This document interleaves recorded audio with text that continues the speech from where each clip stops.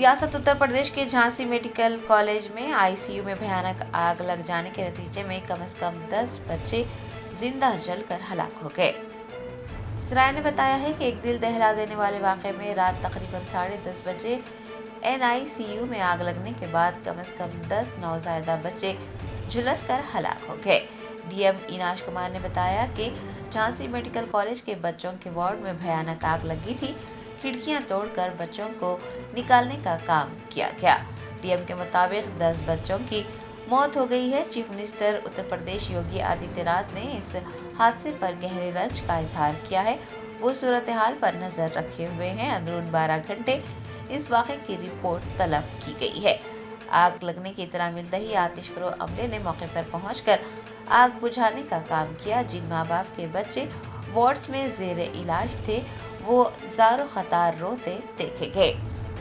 मेरा बच्चा कौन देगा? मेरा बच्चा कौन देगा? आप तो नहीं देते हैं, जवाब दे रहे। मेरा बच्चा चला मेरा। कहाँ के रहने वाले हो? कहाँ के रहने वाले हो?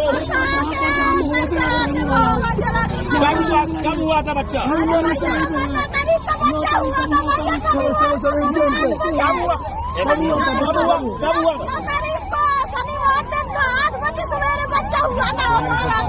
हमारे बच्चे के आगे लगा दी ना, पहले जल गए। अच्छा, आप वहाँ थी उस समय?